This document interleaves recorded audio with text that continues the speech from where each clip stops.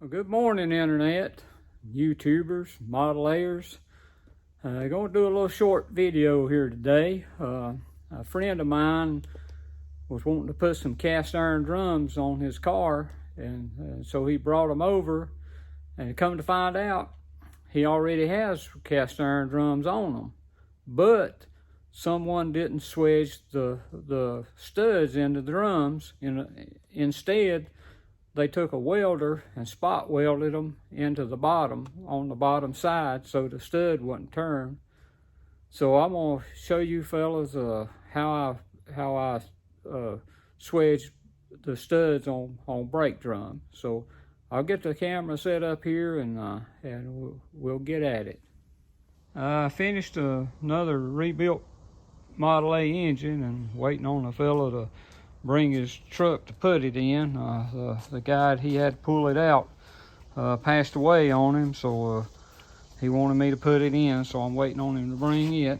But right here's the drums that I was going to show you, and you can tell they've been sitting around a while.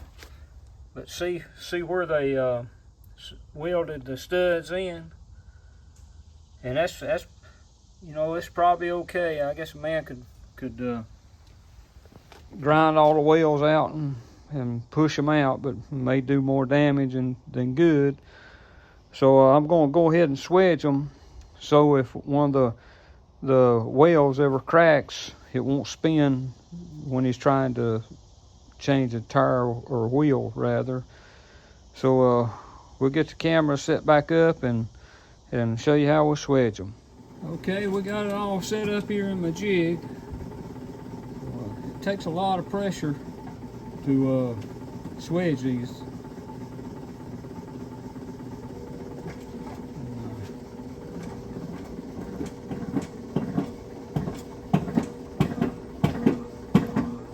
You can see it starting to swedge now.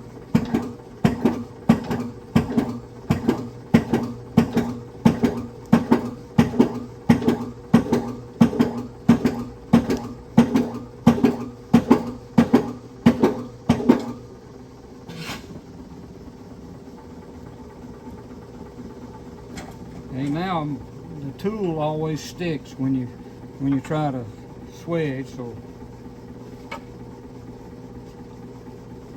me turn the press off. So we always have to take a chisel and break it loose.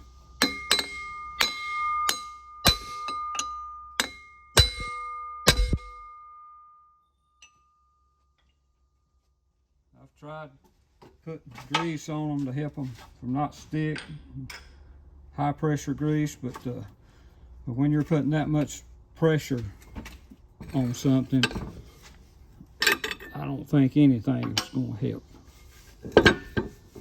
So let me show you right here what we just did. And now you can see where it's swedged in there, and I already did these other ones.